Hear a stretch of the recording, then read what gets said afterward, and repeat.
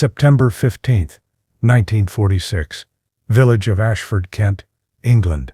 Friedrich Weber walked down the main street of Ashford, carrying groceries from the local shop, nodding greetings to British villagers who'd known him for 18 months. Some nodded back.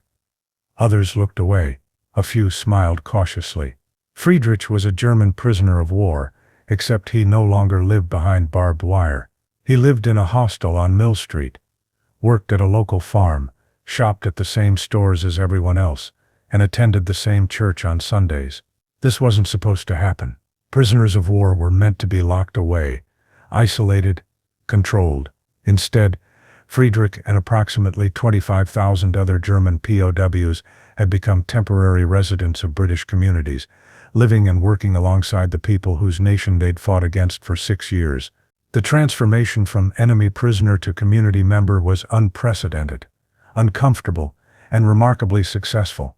It challenged everything both sides believed about enemies, captivity, and the possibility of reconciliation. And it happened because Britain needed labor, German POWs needed work, and both sides discovered that coexistence was possible when survival demanded it. The labor crisis. Britain in 1945–46 faced catastrophic labor shortages. 6 years of total war had conscripted millions of men into military service. Many hadn't returned, killed in combat, still serving overseas, or discharged, but too damaged to work. Agriculture was particularly desperate. Farms that had fed a nation through wartime rationing now lacked workers for harvest, planting, and maintenance. The solution was obvious, but uncomfortable. Use German POWs. Britain held over 400,000 German prisoners by war's end. Keeping them idle in camps was wasteful when their labor could address critical shortages. Geneva Conventions permitted prisoner employment in non-military work. The practical benefits were undeniable. But employing POWs on British farms created unprecedented situations. Prisoners couldn't commute daily from distant camps to scattered farms. They needed to live near their work. That meant housing them in British villages, towns, and rural areas, not behind barbed wire but in hostels, converted buildings, sometimes even billeting them with local families. The government established the framework. Former POWs who volunteered could transition to civilian worker status, receiving wages instead of token payments, living in hostels with more freedom than camps allowed, but still technically under military custody. They could move about communities, shop at local stores, attend churches, interact with civilians. They weren't free. Repatriation to Germany was still controlled, but they weren't imprisoned either. The program started cautiously in late 1945, expanded through 1946–47, and eventually included approximately 25,000 German former prisoners choosing to stay temporarily as workers. The arrangement benefited both sides. Britain got needed labor. Germans escaped destroyed homeland temporarily while earning money to send to families. But the social experiment was unprecedented. Could former enemies live together peacefully? Would British civilians accept Germans in their communities? Would German workers respect British authority and norms? Nobody knew. The program proceeded anyway because necessity trumped uncertainty. Friedrich's journey. Friedrich Weber, age 28, had been captured in Normandy in July 1944. He'd spent 2 years in British POW camps, first Camp 174 in Lancashire, then Camp 186 in Nottinghamshire. The treatment had been fair: adequate food, medical care, work on farms, no brutality. The experience had contradicted Nazi propaganda about British cruelty, but it was still captivity. When Britain offered civilian worker status in late 1945, Friedrich volunteered immediately. Germany was ruins. His hometown of Hamburg was destroyed. His wife Maria lived in a single room with their daughter, surviving on minimal rations. Returning to that meant being burdened on already desperate family. Staying in Britain meant earning real wages, £5 weekly, substantial sum compared to POW token payments, and sending money home. The transition required adaptation. Friedrich moved from Camp 186 to a converted school building in Ashford, Kent, designated as hostel for German workers. 20 men shared the facility.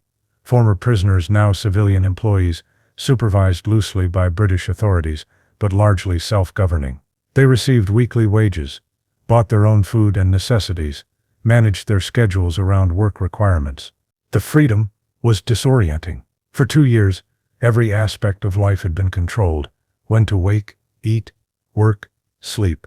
Now Friedrich could choose how to spend evenings, what to buy at shops, where to walk on days off.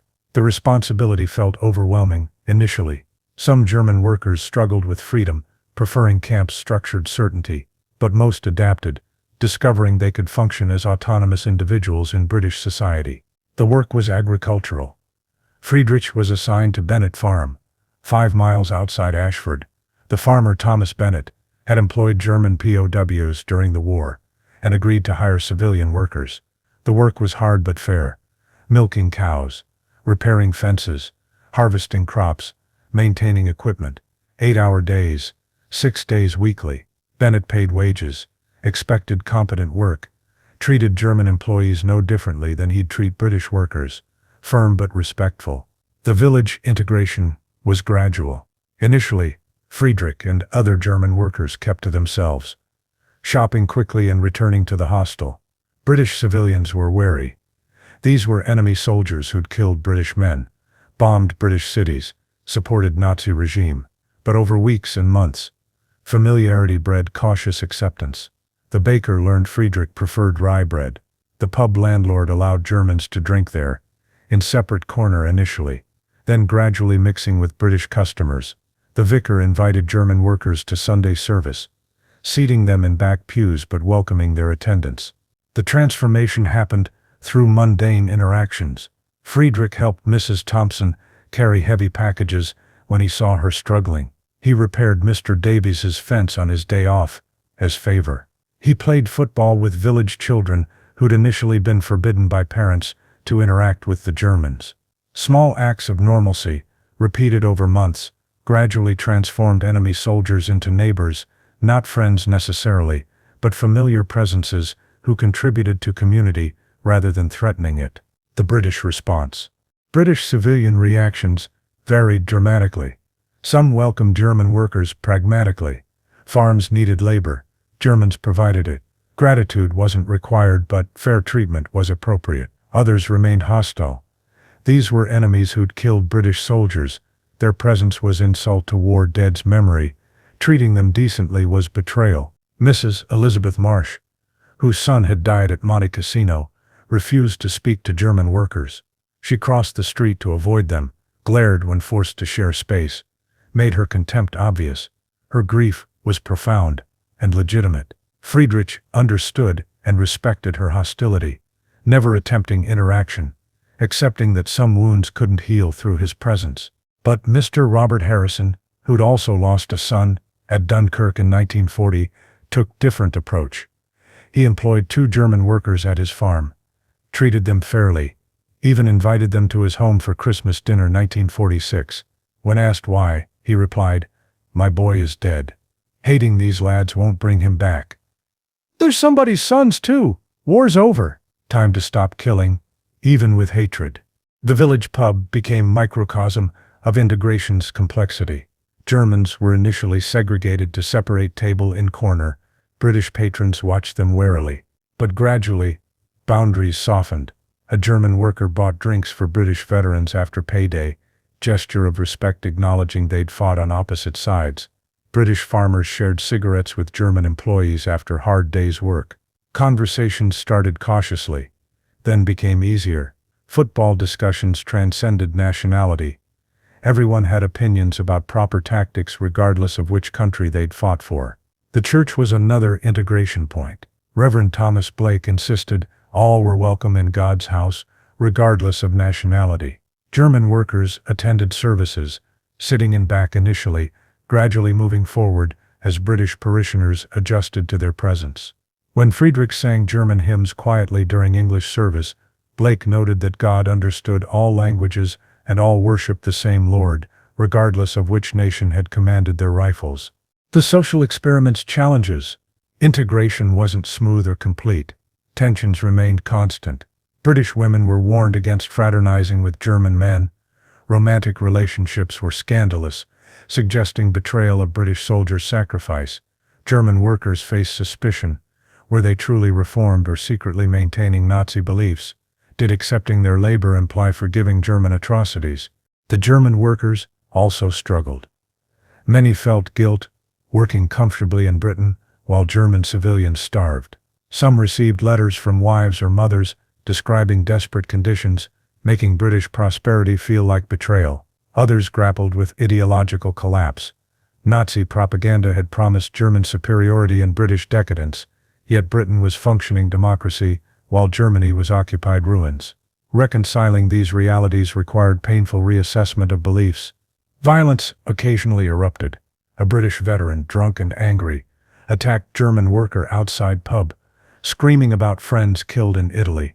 The German didn't fight back. New retaliation would end the entire worker program, just protected himself until others intervened. The veteran was arrested. The German worker declined to press charges, saying he understood the man's pain. These incidents were exceptions. Mostly, coexistence was peaceful because both sides needed it to work. British communities needed labor. German workers needed wages. Mutual dependency created incentive for tolerance, even when forgiveness seemed impossible. The economics of integration. The financial arrangements made integration practical. German civilian workers earned approximately £5 weekly, substantial income for manual labor in 1946. They paid for their own accommodation, hostels charged rent, bought their own food and necessities, and sent significant portions home to families in Germany. This self-sufficiency was crucial. Germans weren't burdened on British taxpayers. They supported themselves through labor. They contributed to local economies, spending in shops, paying rent, purchasing services. Economically, their presence benefited communities, even if socially it remained complicated. The work itself was essential. British agriculture in 1946–47 faced labor crisis threatening food production. German workers prevented agricultural collapse, enabling farms to function, crops to be harvested, food to reach populations still under rationing. Without their labor, Britain would have faced food shortages despite winning the war. This practical necessity created tolerance where pure goodwill might have failed.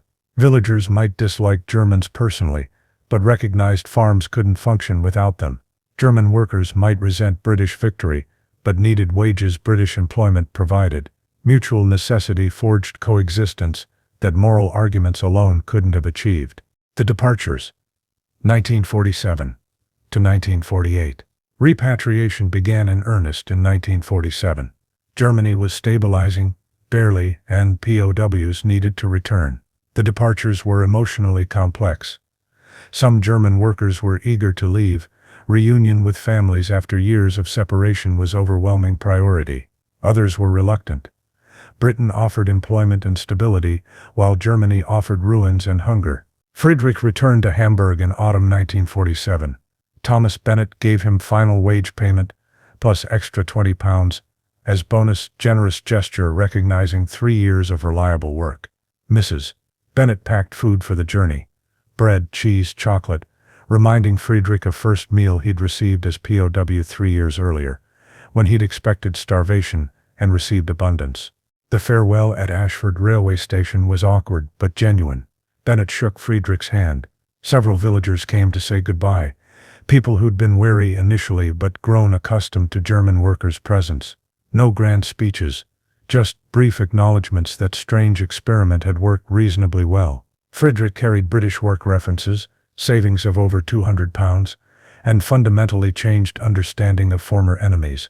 He'd arrived in Britain, expecting imprisonment and harsh treatment. He'd experienced fair work conditions, gradual community acceptance, and discovery that enemies could coexist peacefully when both sides chose tolerance over hatred. The legacy. The program of German POWs, transitioning to civilian workers in British communities, was an unprecedented experiment in reconciliation. It succeeded because practical necessity overrode ideological hostility.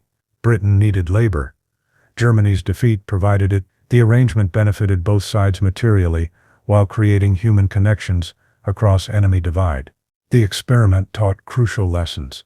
First, enemies can live together peacefully when survival demands it. British communities and German workers found coexistence possible, not through idealistic brotherhood but through practical necessity, creating tolerance.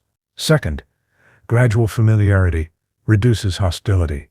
Germans who were initially feared became familiar presences through repeated mundane interactions.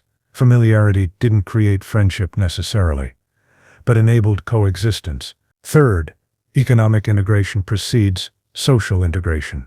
German workers became economically valuable before becoming socially acceptable. Their labor contribution created tolerance. Their nationality alone wouldn't have earned. Fourth, individual behavior matters more than group identity. Friedrich wasn't judged primarily as German, but as individual who worked hard, behaved respectably, and contributed to community. Personal conduct earned acceptance group membership couldn't provide. The German workers who lived in British communities 1945 to 1948 were neither heroes nor villains, just men navigating impossible situation, trying to survive while rebuilding lives destroyed by war their nation had started. Britain's willingness to employ them, despite recent enmity, demonstrated pragmatism and capacity for reconciliation that shaped post-war reconstruction. Friedrich Weber, walking down Ashford's main street in 1946, embodied transformation from enemy to neighbor. His journey from Wehrmacht soldier to POW to civilian worker to community member showed that enemies could become cohabitants when circumstances demanded it, and both sides chose tolerance over hatred. The experiment wasn't perfect.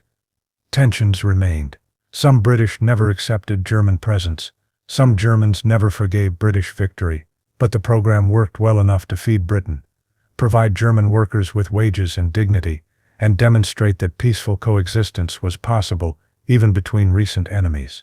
That lesson remained relevant, that practical cooperation can precede emotional reconciliation, that enemies can live together when necessity demands, and that the choice to coexist peacefully, even uncomfortably, creates foundation for eventual friendship that hatred can never build.